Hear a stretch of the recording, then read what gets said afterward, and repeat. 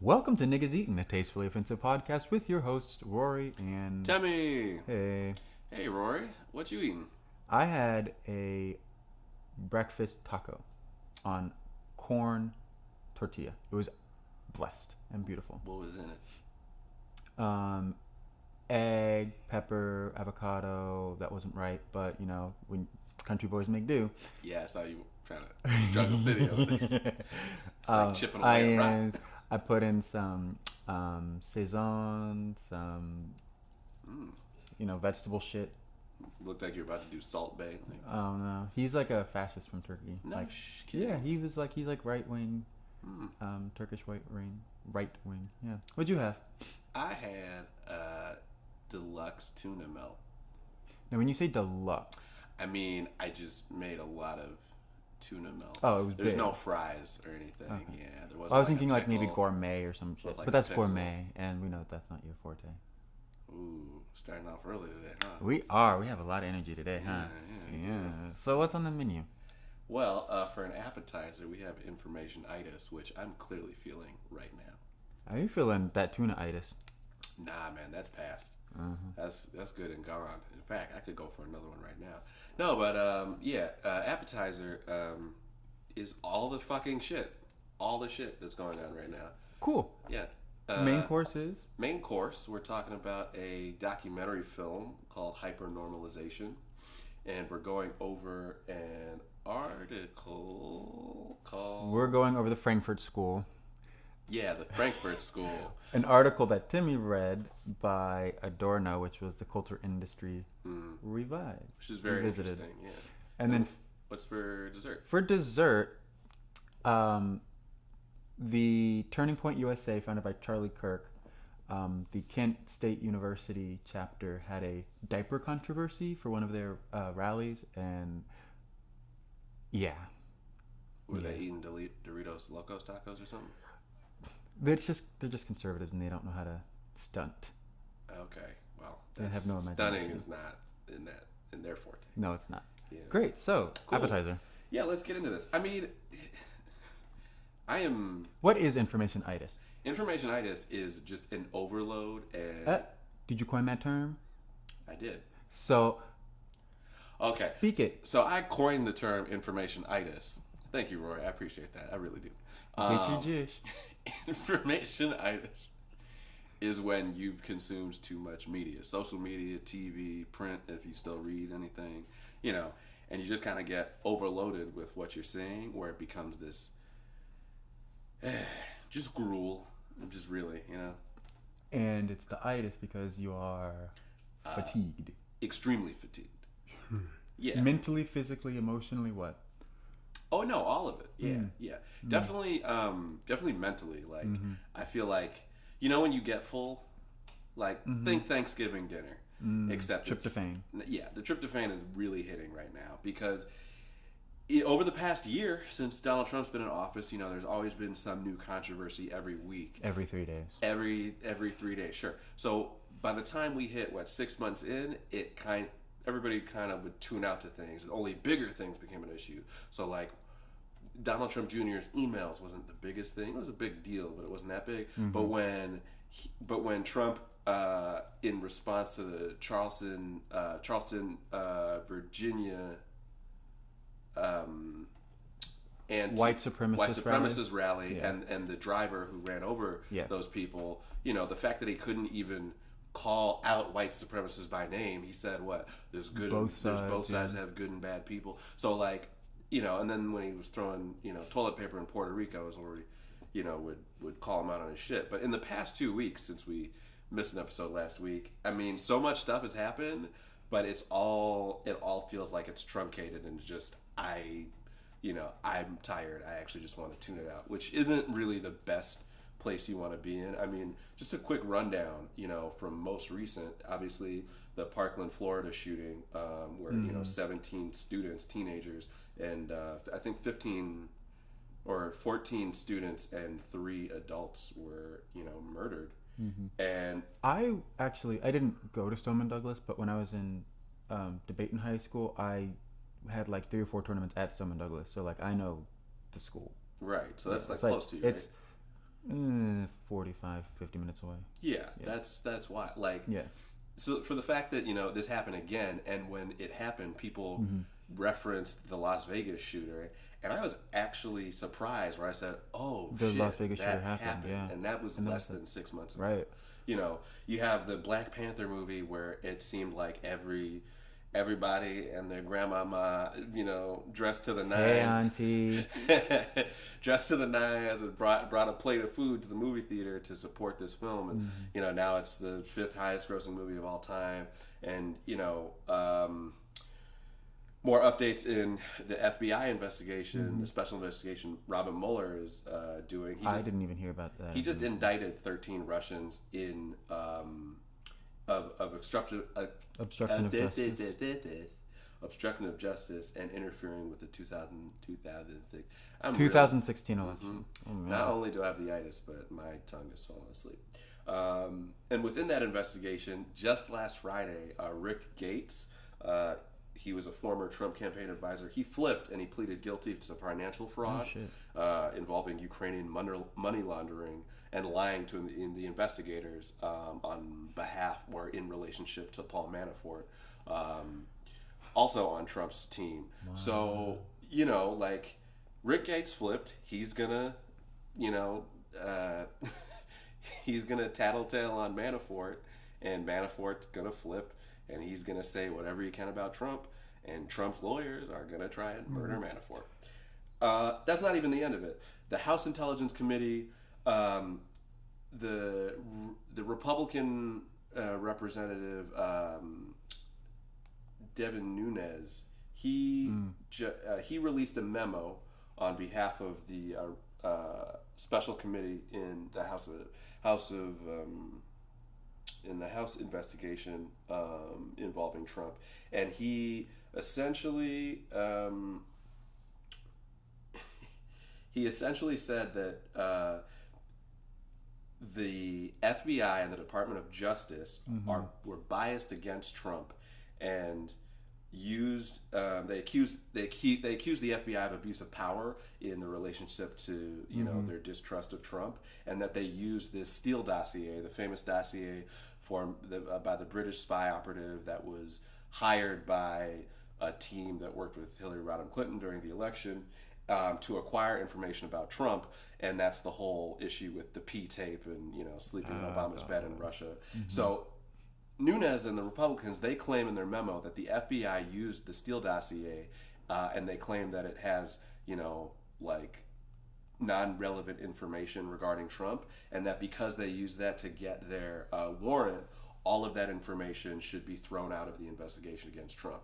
And that was about 10 or 15 days ago. Trump tweeted that. He said, "Look, it means no collusion. I'm fine. I didn't do anything." That's not what it meant at all. They're just picking at very specific parts. So the Democrats last week, I believe Thursday, they came out with a rebuttal, which actually Trump received it maybe 6 or 7 days ago, and he wouldn't release it until they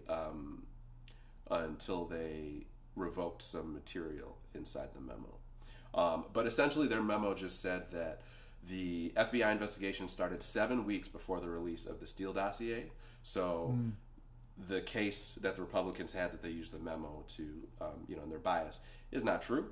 Can I interject? Yeah. I'm getting information itis. Aha! That's fine. We have just two. In fact, just one more.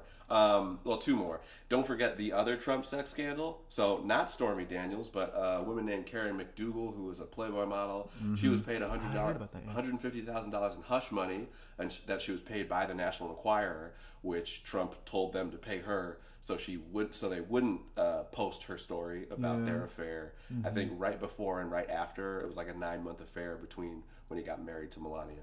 And last but not least, Oprah for president. Remember when everybody was going, yeah, that's the best idea in the world? Remember that? Yeah, that was maybe 3 weeks ago. That's well, gone. Something else that happened 3 weeks ago is that Bermuda rescinded. Like the country? Yeah, rescinded same-sex marriage. Really? Yeah, I think it was the first to implement and then repeal. Wow. Specifically repeal. I used to date a girl from Bermuda. Wow, that has nothing to do with the topic. No. Anyway, so information overload. A lot's been going on. Yeah. We talking about this a little bit earlier today. I said, "Do you remember Flint?" And I Flint, yeah. Oh, the and water. That was that a lot of the donations to Flint, Michigan have been slowing down, and they still don't have clean water.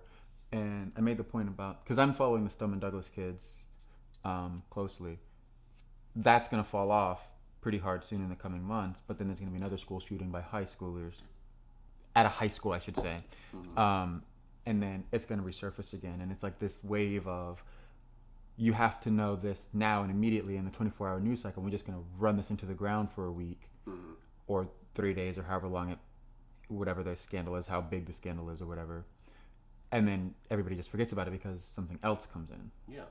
And that brings us to the main course, which is hyper-normalization. And you're going to explain this to me because I did not watch it. Yes, right after the break. We live in a strange time. Extraordinary events keep happening that undermine the stability of our world. Suicide bombs, waves of refugees, Donald Trump, Vladimir Putin, even Brexit. Yet those in control seem unable to deal with them. And no one has any vision of a different or a better kind of future. This film will tell the story of how we got to this strange place. And we're back to our main course, which is hypernormalization, and I have no idea what that is to me. Hypernormalization is a movie I heard about last year through an old professor of mine, and it is this documentary by this British filmmaker, Adam Curtis. It was released in October 2006, so right before the U.S. election. And essentially... 2006? Yeah, 2016. You get it. It could have been 2006. Who the fuck knows? Who knows what time is anymore? It's 2020. Hyper-normalized. Exactly. We've all been brainwashed. That's not what it's about. But essentially, hypernormalization is a term that was coined by a Russian novelist named Alexei Yurchak in 2006 in his book, Everything Was Forever Until It Was No More, The Last Soviet Generation. And in that book, Yurchak writes about the paradoxes of the last 2 decades of the Soviet Union. And he goes on to say that everyone, including the politicians and the citizens, knew that the system was failing, but they had no alternative to draw upon, so they just accepted it as a pretense of functioning society.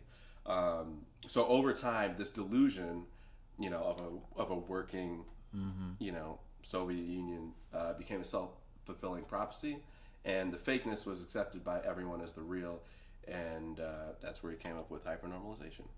So in this movie, Curtis uses the word hypernormalization to explain how we got here and why we can all look around and go, isn't everything kind of fucked up? Like, isn't it fucked? Like, it's truly fucked up that a business con artist runs the most powerful, corrupt nation in the world.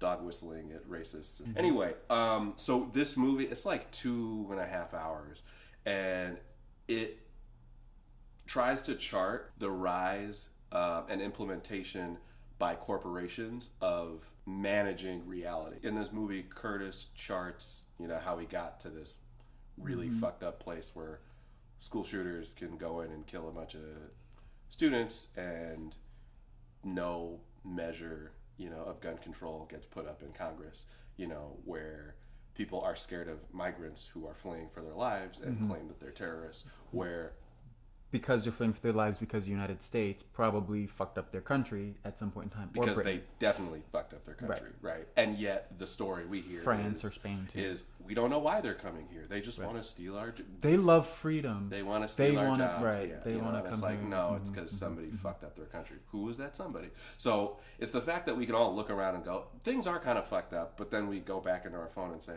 hey, look, Kim Kardashian posted a new Instagram post. Or our podcast that we listen to. Message! But basically over the film, Curtis, he tries to explain why we're at this point where we can kind of put the bullshit glasses over the bullshit, right?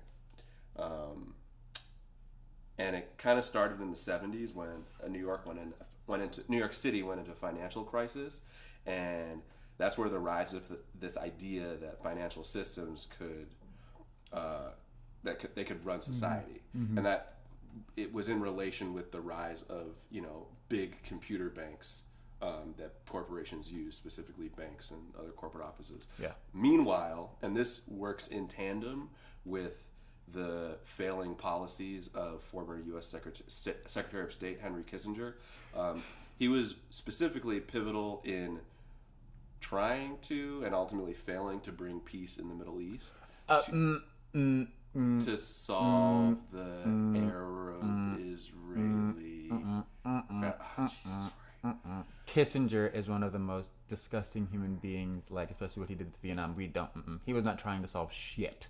He was trying to impose American imperialism through Israel onto the earth.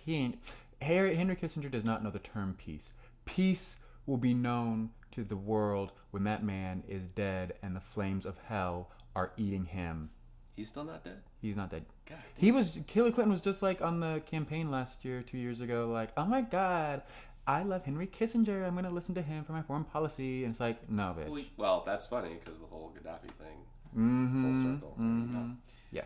So anyway. He's a death that I'm waiting for. So Henry Kissinger was involved in fucking up the Middle East. He told the president or ruler of Syria at the time, Hafez al-Assad, that he would work with him to unify the Middle East and solve the issue with the Arabs and the Israelis. Instead, he made a deal with Egypt and said, Israel and said, fuck you. Al-Assad was so pissed, he just was like, all right, cool, I'm not mad at all.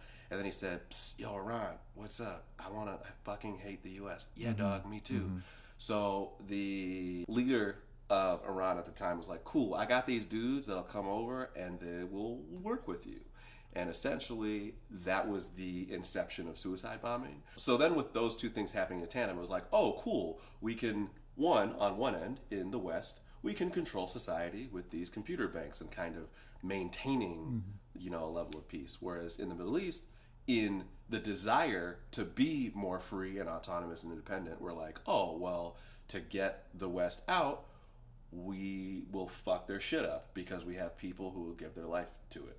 And that's kind of the inception of these two factors that led to this time. And some other bullet points that, happen throughout that is obviously the rise of the internet that allowed giant networks of computers to work together. And specifically in the West, banks and corporations used it to create powerful hidden computer networks to basically regulate, finances. Then also in the 80s, when the great... Wall Street? No. Could we call him the first actor president? Or Ronald Reagan? Yeah. So Reagan, he's the reason why the U.S. had this love-hate relationship with Gaddafi, where essentially when we needed to, we would say that he's this supervillain. And there was bombings in Rome and Germany in the 80s that we blamed Gaddafi for. And then later, in the late 80s, when we wanted to invade Iraq, we recruited him as an ally. Right. And then during the Arab Spring, we also recruited him as ally. And then when that wasn't working, Hillary said, bomb the motherfucker, and he died. And now Syria is in turmoil, and we said, who's Syria? Who's Libya? We've never heard of him. Yeah, no, but same with Syria. Yeah, anyway. True. Yeah. Libya, we've never heard of him. Sorry, no, don't know who Gaddafi is, don't know who any of that stuff is. And speaking of hyper information itis, isn't that where they were having the slave trade? In Libya, right? Yes. Yeah, after Gaddafi. Which, holy fuck! Right. Because they're black. So it goes on, and it talks about how there was this power movement later when the internet is, bloomed. And when you say power movement, where is this power coming from? The top? The people. The people. So it was people connecting on Facebook and Twitter when those were new, kind of like the Arab new Spring piece on of Twitter. technology. Exactly. Yeah. So it was the Arab Spring and it was Occupy. Okay. And both of those things were essentially co-opted by the corporations. Oh, of course, yeah, definitely. But it's the reason why people get into feedback loops. So whether you're a neoconservative or, Antifa or just a regular old Democrat, Why are the Democrats regular? Democrats are irregular. They're so fucking stupid. They're like mutations of people. I mean, don't put mutants with the Dems. Mutants are cool. Got Cyclops and Storm. All right, we're done with this. Grey. Nope, Exactly. Going back to the point. So because of that, that's because of this feedback loop of, so if you look at stuff that you like, you're just calling out into an echo chamber. You're preaching to the choir. So, but that's also with like advertisement too. I don't know, like this is kind of veering off, but like if I look up, like I was looking up aloe vera for my face, and then like I'm on Facebook, and it's like 3 different aloe vera brands on like Facebook. But like but that same algorithm is intentionally designed for like, hey, these are the posts that you should like. So if I'm looking up the Stoneman Douglas thing, so I'm getting a lot of things that people around me are posting, or like friends of friends are posting about the Stoneman Douglas thing. It's just like, exactly. It's that echo, like it's a part of the algorithm to get you there, and that's why Stephen Fry not famously, but he said that Netflix should suggest things that you don't want to watch, right. But Netflix suggests things that are similar to what you want to watch to keep you in that loop. Which is why you think that nothing's on Netflix, right? Or you've seen it already, right? Because they want you in that loop. So then later in the film, he talks about how, this idea of controlling or managing society, which is called perception management, was also used in trying to predict the future. So all these big systems, like this system in Colorado called Aladdin, it controls about like 7% of the world's like economic information, and basically it's just people looking at data, right? Yeah. And they predict how much beans will cost, or if you ship freighters of iPhones during hurricane season, like what's the probability hurricane will hit? Oh, okay. So things like that. The city that it was founded in also had the highest percentage of antidepressant users. Yeah. Which it's the relationship in that by trying to predict the future and seeing shit hit the fan, like calming everyone's nerves about what could happen. The same is said about those antidepressants. It's just on an individual level. So they're working in tandem, and because of that, Curtis asserts that predicting the future using data is flawed. Because like with the temperature and like global warming and shit, right? Like, and hurricane season is so unpredictable. Like it's right. And in relation to that, so in the Middle East at that same time, there was an increase in bombings, right? Suicide bombings, and it actually switched or translated from Shia Muslims who actually started using it in the first place to Sunni Muslims, which then using suicide bombing as a tactic, which then rolled back over and they started using it not at American or Western soldiers, they started using it against each other. So it started sectarian violence, which is the reason why you had this whole, internal war in Iraq during the US's occupation, in 2006, 7, etc. And that's also why Sunni Muslims started targeting civilians in Israel in the 90s. And those are all things that are completely unforeseen by any data network that we could build. Meanwhile, Gaddafi is framed as a villain in the West again, and there was a huge surge of disaster films, like big Hollywood blockbusters, Deep Impact, Armageddon, 2012, before that, before 9/11, and specifically, like one of the surrealist parts was this montage of all these, disaster films, and there's a shot of the Chrysler Building, the top of the building falling over, and a person screaming falling into the camera, and they loop that 5 or 6 times, And that hit me so hard because I remember, everybody remembers whatever experience they had on 9/11. And I very clearly remember those were some of the most disturbing images of seeing people jump out windows, on, thousands of feet or hundreds of feet above the city.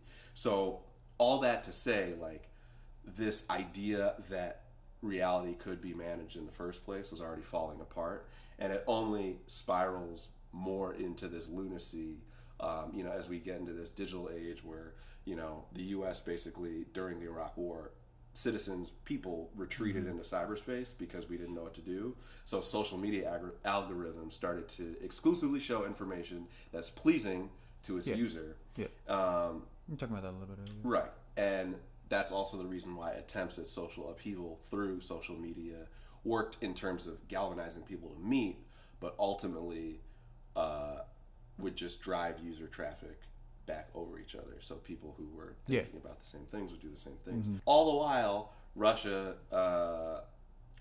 and this guy Vladislav Surkov, who was part of the theater industry, who actually turned into politics and worked with Russia and his party to turn politics into theater. So essentially, the whole campaign was to constantly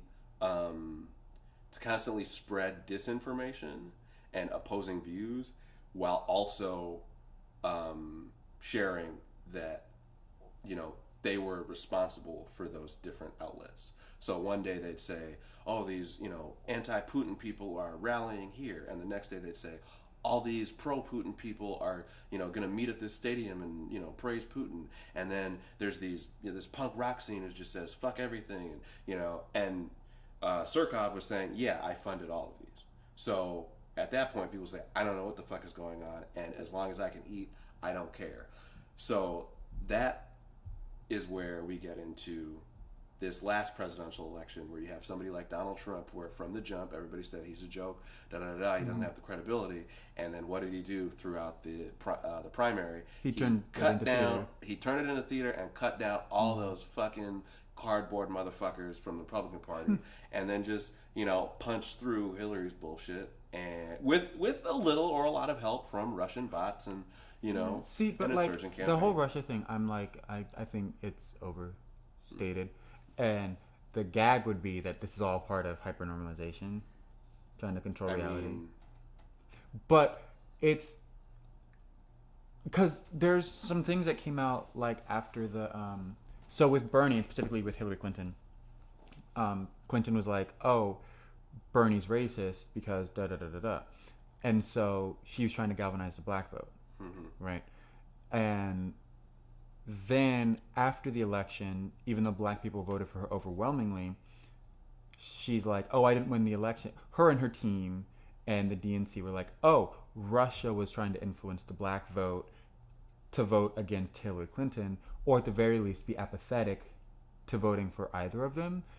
And so it's like parts of the Russia conspiracy are just ridiculous. Listen, both sides fucked up. No, I know they like both the only reason we're having this discussion, well, the only reason they're investigating this is because some people cried wolf, saying, hey, you can't use information from the opposition party to frame somebody in politics. It's like, everybody does that. What are you talking about? All they meant was Hillary Clinton can't do it because this, that, and the third. She's a woman. Oh my God, I'm scared of vaginas. And not all women have vaginas. That's a good point. And then the other side is Donald Trump is like, yeah, I obviously didn't do anything. Right. Wink to wink. Right. He literally cannot help it. But that Russian guy, Trump is doing a lot of things that the Republican Party is doing a lot of things that they blamed the Democrats, and Trump blamed Obama for doing, like golfing and going on vacation all this time, with the shutting down the government and stuff. Yeah, the government shutdown. Yeah. Right. Like the Republicans did it to stop Obama, and then when the Democrats, were trying did to it and then folded, people were throwing a hissy fit, and it was 3 days. And that's what's his name? Surkov. The Russian. Yeah. Surkov. It's like, I guess, an American example of what the Russians talking about. Exactly. So as far as I'm concerned, what I got from this film and then the readings that I did about the Frankfurt School. Yeah, about the Frankfurt School was that, as much of this as I could consume and like kind of, I'm noticing now, or I'm more open to noticing. On a personal level, yeah, I do tend to find myself trying to deflect from any kind of serious news issue while also looking at it and being able to kind of disassociate on pretty much every single topic, even though when you look, it's like looking at your house burning and going, well, I mean, maybe it'll be okay. I don't know. Like seriously though, because I'm still talking about like when I'm 70, da da da da. When meanwhile, let's not forget the whole potential, whether or not it's just the media gassing it up, the potential for nuclear war with North Korea. Like that is, and Hawaii actually dealt with that. They had the false alarm, right? Again, information itis. Completely forgot about that. Right. So in that same sense, it's like, oh, like. Yeah, it could be theater, but some of this, it's not all theater. A lot of this is just people going, well. Well, I mean, I know a lot of times, in Florida especially, the media will overhype a hurricane. Yeah. To get people to buy shit. Yeah. And I know in, I think Bowling for Columbine, Michael Moore had this montage segment. And Michael Moore is, but he had this montage segment that you induce a crisis in order to get people to buy shit. So like there are people with like Black Friday. Well, no, it's like it's more like a crisis, disaster. but they still. But I'm talking about like survival bunkers and shit. Like people were buying those back in the day, especially like for Y2K. Yeah. Like there was a whole bunch of shit about that after 9/11. There was stuff like that. And Naomi Klein in her book, The Shock Doctrine, talks about that a little bit, but it's mostly how. Whether it's a man-made crisis or a natural disaster that shocks the system, corporations or like colonizer countries are able to go in and readjust like everything from education to the privatization of resources, which is what happened to Chile and Chile, but the big example from Naomi Klein's book is the overthrow of the democratically elected leader Salvador Allende on September 11th, I think 1971, and installing the dictator Pinochet. And that's kind of like a moment, not probably the first moment, but like a indicative historical moment that we can point to for all of like the Thatcher Reagan-esque type of. Yeah, this is how we can manufacture a situation to then change it. But like specifically like late capital neoliberalism is like that was a moment for that. So I mean, unfortunately I didn't have a chance to watch the documentary. Sounds interesting. I'm going to reserve any judgment, but I feel like I would have problems with the way that it's framing certain things, but because I really can't. Yeah, no, that's fine. And I mean, especially the way that it handles the Middle East. I mean, the Kissinger thing like really set up a red flag in me. Okay. And I don't know if that was like the language that you chose or if that's how the film is positioned. It's definitely the language I chose. But like, because I don't, I know, have a stronger background. Right, but that's why I'm not like, coming down hard on the film because I haven't seen it. But why don't we take a break and then we can get into the Frankfurt School? Yeah. So just one more time, hypernormalization is the act of reframing a complex reality and replacing it with a simple one as a means to maintain society. And you can watch it actually on YouTube. Yeah. Hey, look at the BBC. Or if you have BBC One, just type it in. Hey. Yeah, we'll be back. After the failure of the revolutions, it was not just the radicals. No one in the West had any idea of how to change the world. At home, the politicians had given so much of their power away to finance and the ever-growing managerial bureaucracies that they, in effect, had become managers themselves. While abroad, all their adventures had failed. And we're back. And Rory, you're going to tell us about the Frankfurt School, right? Yes. So basically in Weimar, Germany, which is the era that was after World War I, but before the rise of Adolf Hitler, there was a group of Marxist philosophers, some of whom were Jewish. And then so during the rise of Hitler, they all fled from Nazi Germany, and because of that shock, they began to look at cultural productions and notice trends in how these cultural productions led to the rise of Adolf Hitler. And this is where we get the term, that sort of dog whistle term now, cultural Marxism, where the theories of these people, Horkheimer, Benjamin, Adorno, Krakauer, they are basically anybody on the left that does any sort of critical theory or cultural, like Bell Hooks is a descendant of them. Cornel West knows Angela Davis, right? Basically, the dog whistle thing about cultural Marxism is that, like, oh, nothing that the West produces is good. It's always bad. And so they're trying to unpin and undo the West, which isn't actually a bad thing if you think about it. But to loop it into kind of hypernormalization, sure. yeah. Siegfried Krakauer wrote a book From Caligari to Hitler, and that is, and during the Weimar period of German cinema, there were, like, Metropolis was big, like Fritz Lang films. Yeah. People on Sunday, I forgot who directed that, but there were a lot of these either big futuristic type films like Metropolis, or these great German historical epics like The Nibelungen, or these sort of like idyllic sort of mountain pastoral scene films like People on Sunday.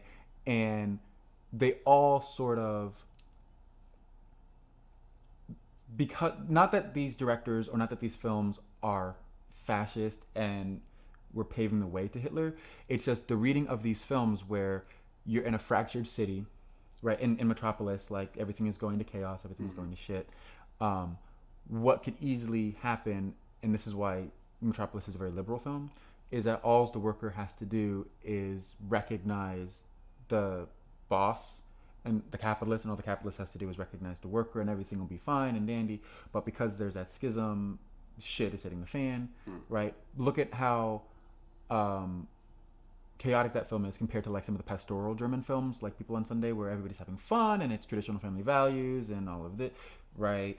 And then, of course, looking back to, right, Siegfried in The Nibelungen, who's like an Ubermensch, and, right, you get to, oh, conservatives, right, history, they love history, like culture and tradition, and this sort of modernization, freewheeling, loose women type of the cities that we see is a threat to that. And so these messages in these films create desires and anxieties in people, whether or not they recognize them or not.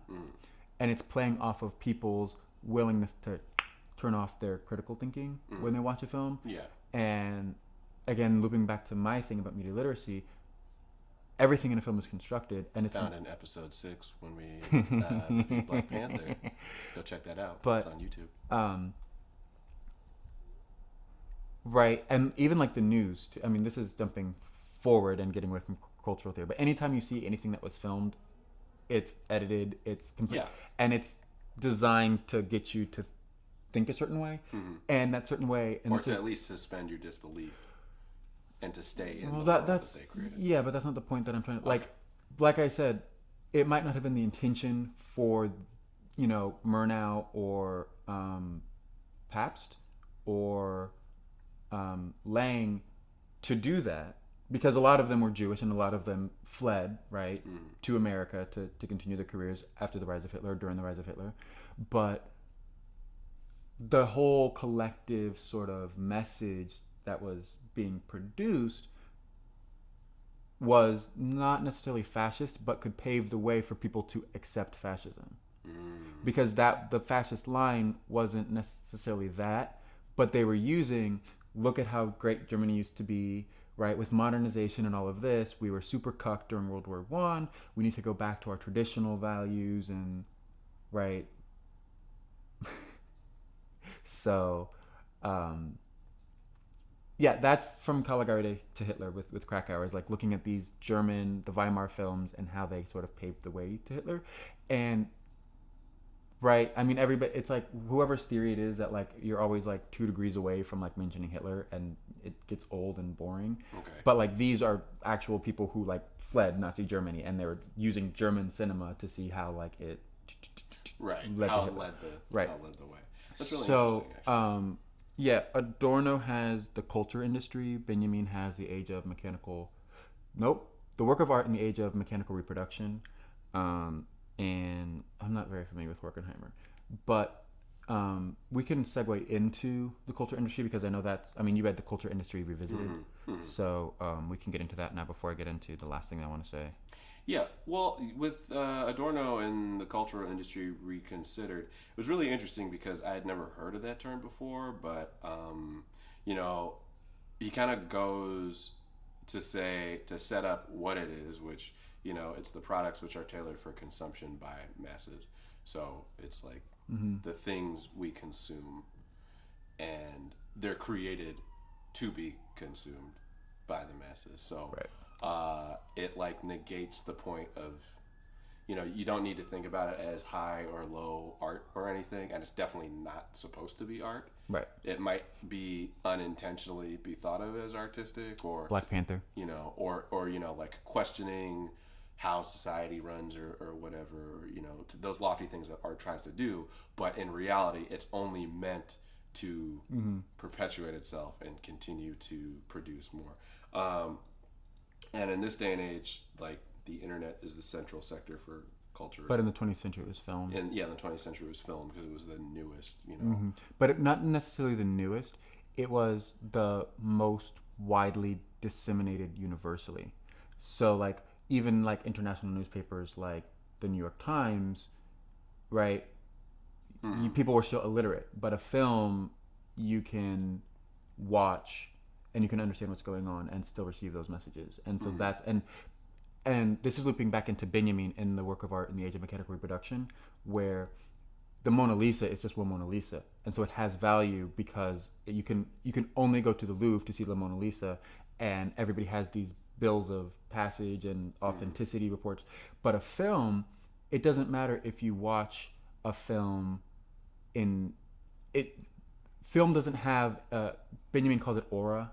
There's an aura around the Mona Lisa because it's the only one. But if you go to a film like Black Panther, it doesn't matter where you see it because it's the same cut, the same things are happening. The item itself, the movie itself, whether it's celluloid or the bytes of information, if it's a digital projection, they don't have any value. Does that make sense? And so because of that, it's so easily disseminated, and that's where Adorno's looping that in. Yeah, that is wild. I mean, that's a very, very, very watered down version of the work of art. No, there's like a lot of points, in explaining like what it is, but one that was really exposing of what it means.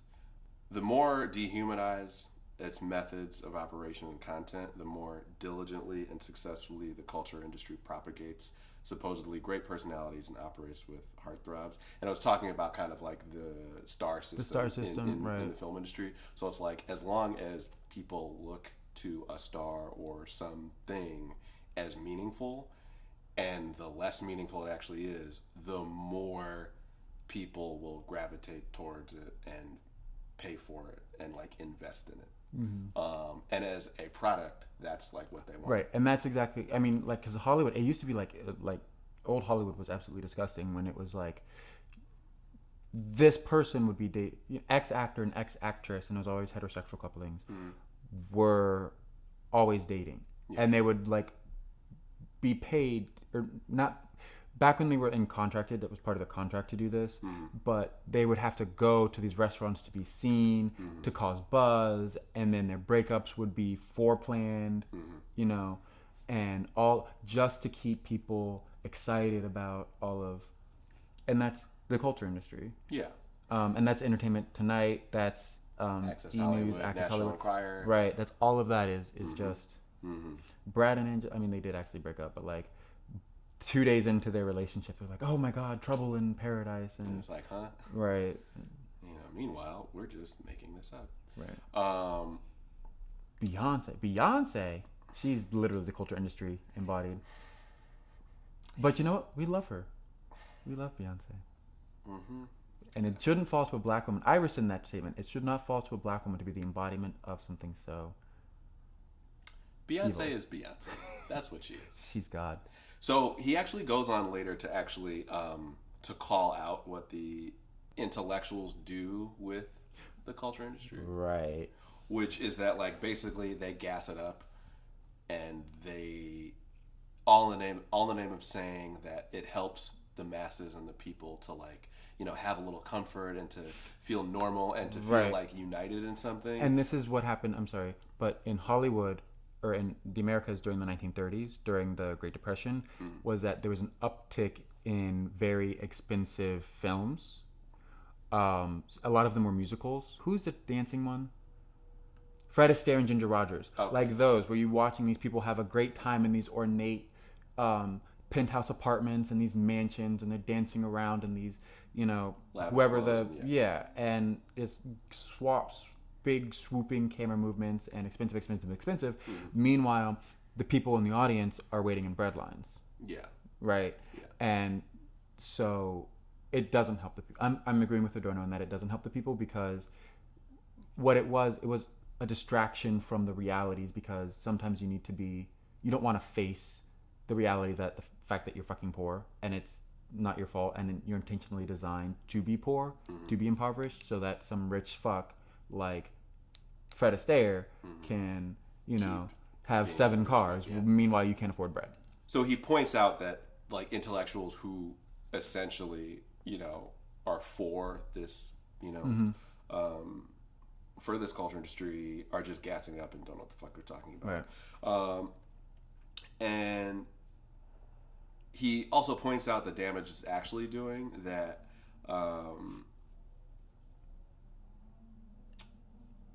so what its defenders imagine is preserved by the cultural industry is in fact all the more thoroughly destroyed by it. So, like, any semblance of actual culture gets destroyed. Let me run with the example of comic book movies. Okay, well, they know that comic book movies make money and get butts in seats, so they'll make more of those versus saying, hey, there's this new project called whatever. Annihilation. They're not going to make... Annihilation's based on... They're only going to make one sci-fi book a year. 2 years ago was Arrival. Last year was something else. This year is Annihilation. And A Wrinkle in Time, technically. But, yeah, I mean, just the same people, right? And so, okay, to loop this into film history, in Latin America in the 60s and 70s, there was a movement called Third Cinema, and the seminal sort of text of Third Cinema is Fernando Solanas and Octavio Gattino's essay / pamphlet toward the Third Cinema. And in it, they said that Hollywood is such first off, Hollywood is culturally hegemonic. And so every film is shot 35 millimeter, 180-degree rule, 24 frames per second, arc lights, you know, by the books, every single one of them. Even if it's horror or musical or anything, we're talking about the A movies, not the B movies. Yeah. But because this is so consistently used, 3-act structure, all of that, it looks similar, even though it's widely different, right? But it has a similarity enough that anything outside of that looks cheap, looks unprofessional, dirty. It's not real. Right. It's not cinema. Yeah. Right. It's a movie or whatever bullshit cinephiles want to say it is. But they all follow the same beats by beats. And so what the Third Cinema people were saying is that is part of, they weren't using culture industry, but that is part of that. For our culture, right, we need to use the rhythms and the syncopations of how we operate as Brazilians, or how we operate as Argentinians, or how we operate as Chileans, right? So they would use whatever the fuck they could get their hands on. So, like, it'd be an 8 millimeter, you know, for one reel, 16 millimeter for the next reel, and sound was all over the place. Yeah. But some of the greatest films come from Third Cinema because it's so innovative and not plastic Hollywood, you know. And watching Avengers, and it's interesting watching Black Panther and Thor Ragnarok, because they are variations on a theme in terms of aesthetics, but they still follow the basic sort of aesthetic.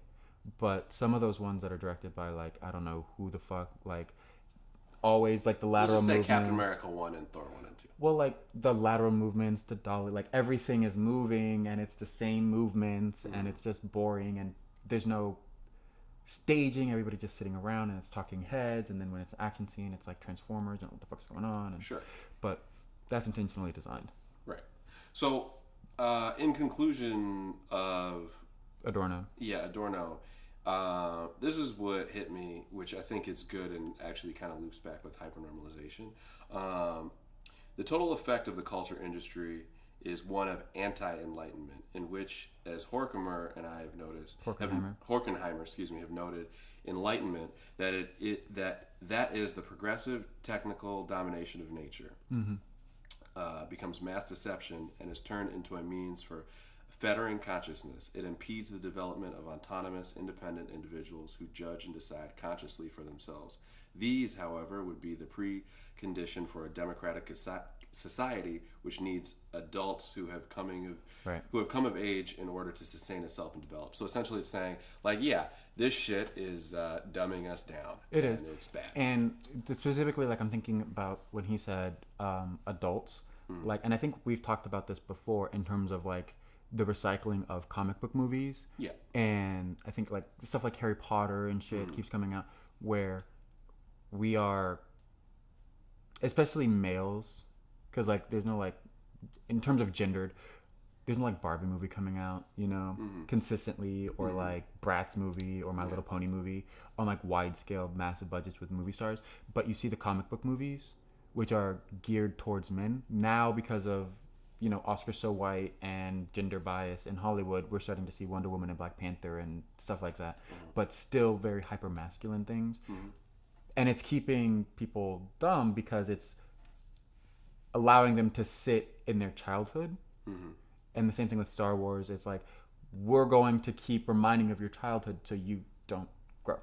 So it's like the nostalgia that you love so much. But to sort of, like, move past the Frankfurt School into somebody who was influenced by them, who, and this is how I first got into this, and it's Louis Althusser wrote an article called Ideology and the Ideological State Apparatuses, and That's a mouthful. Don't like Althusser because he murdered his wife and he's French. So, but the ideological state apparatus, I guess it's the culture industry a little bit, but it's a little bit more broad.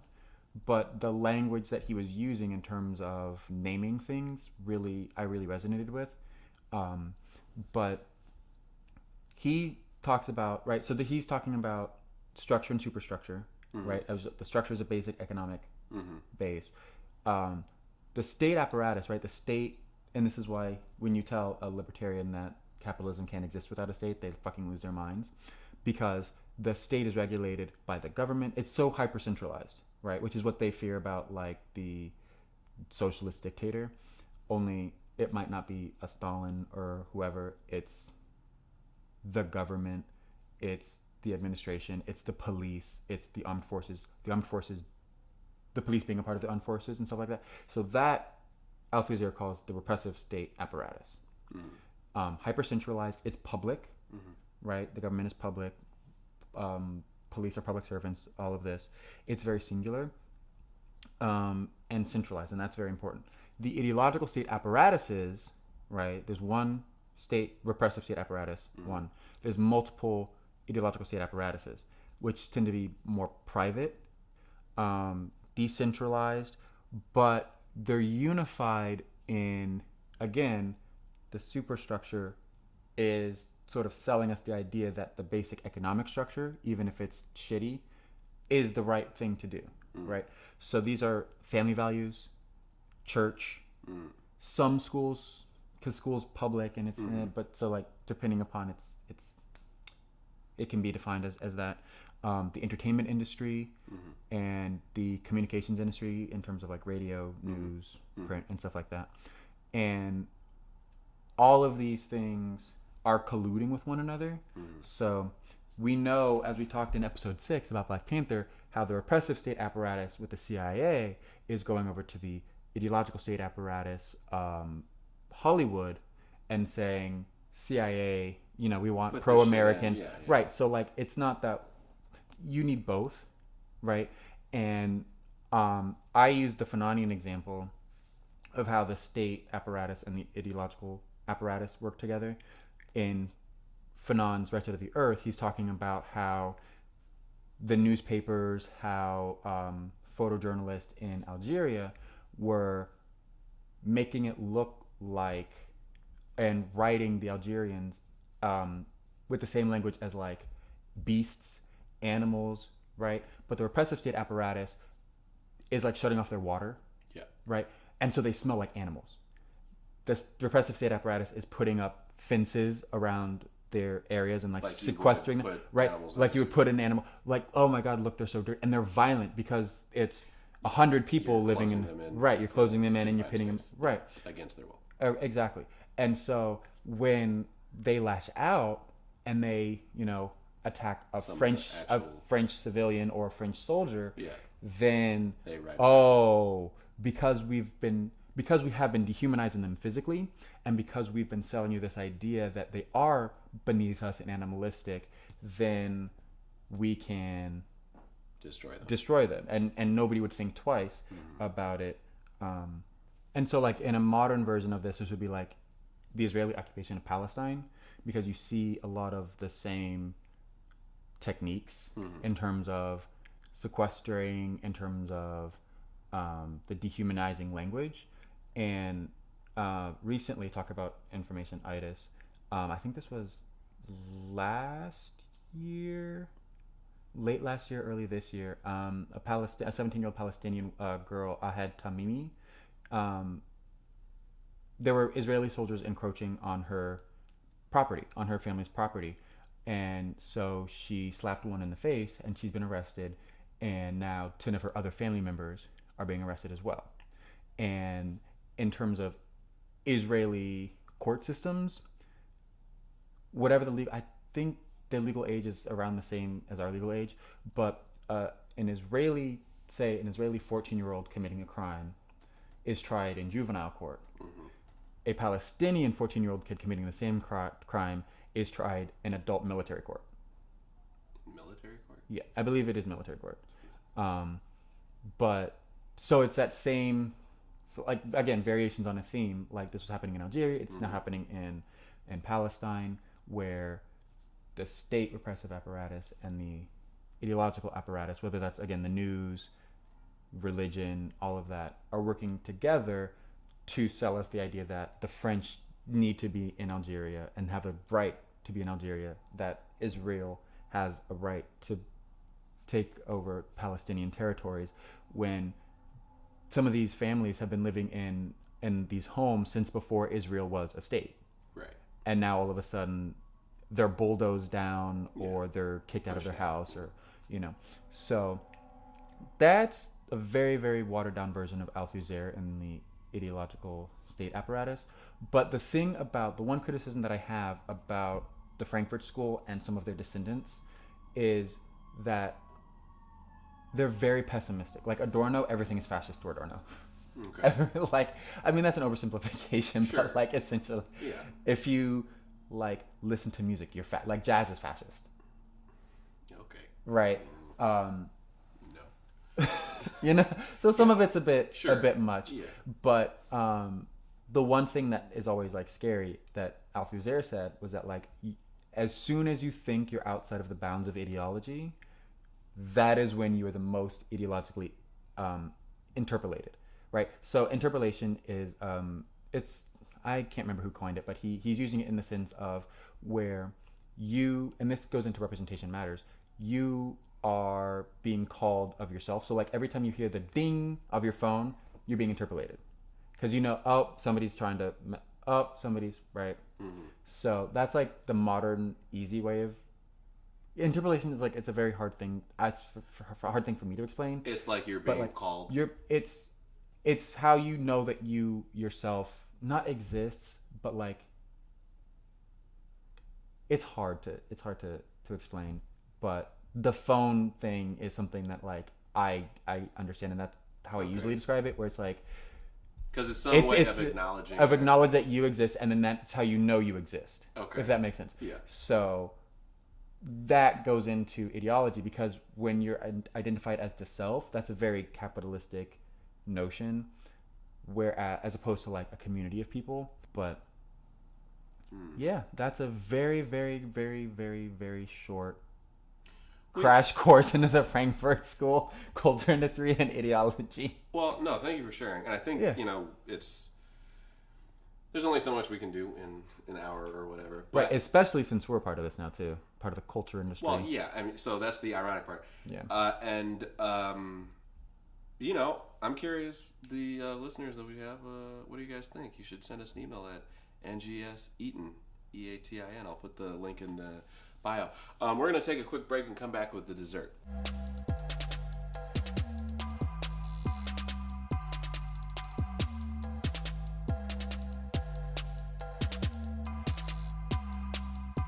And we're back. What's for dessert, Rory? So I stumbled across this article in The Independent by Emily Sugarman. Mm-hmm. And the headline is Turning Point USA, How One Student in a Diaper Caused an Eruption in the Conservative Youth Organization. And so last October, the Kent State branch of TPUSA, and TPUSA is a conservative youth college group that's trying to take the cultural Marxists and the leftists and the babies and stake a claim for free speech on campus with conservative talking points. It's founded by Charlie Kirk, who is a college dropout, by the way. Couldn't handle it. He was triggered, as they say. So last October, Kent State had a free speech week series of events on campus, and they had speakers, and one of their members, one of the TPUSA members, dressed up as a baby in a little playpen.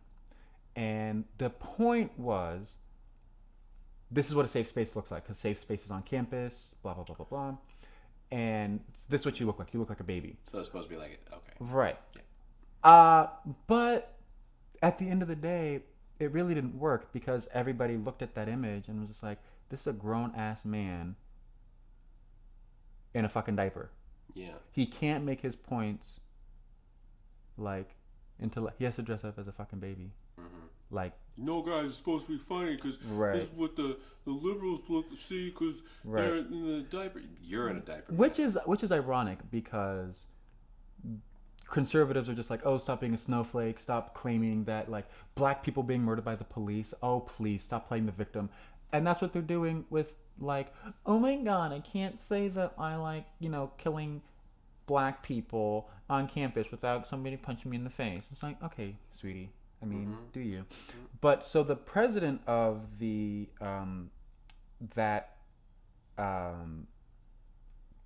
chapter resigned, and she was like, listen, we got the okay from TPUSA headquarters.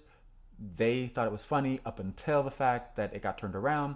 And they weren't really, like, TPUSA was like, oh, this is so disgusting and it's over the top and over the line, so much for free speech, right? But in the internal memo that they sent to the president of the Kent University, TPUSA, it was, the events were fine, it's just that this one kid gave the left a lot of ammunition to use against us. That was their problem. Yeah. And it was just like, girl. All that proves is they're just like every organization.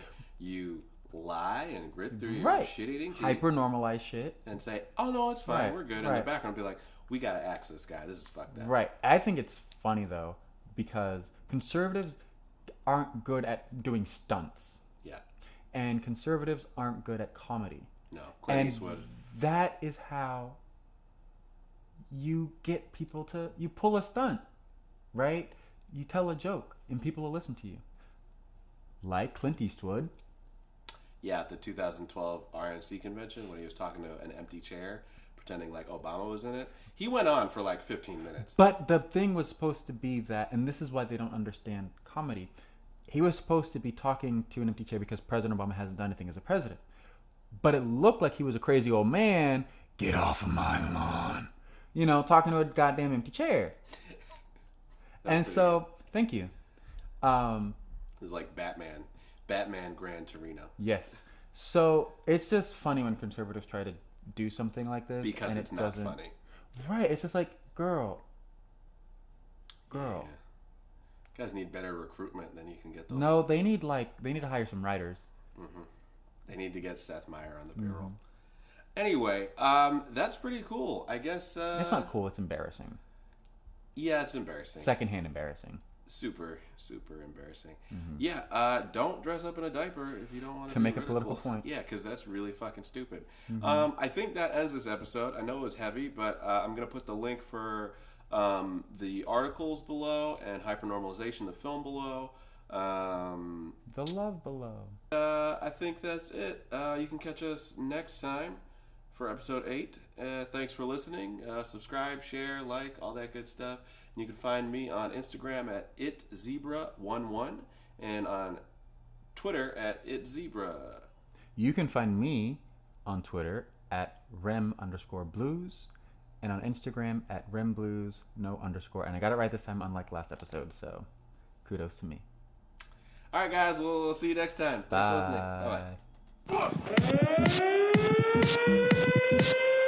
Bye-bye.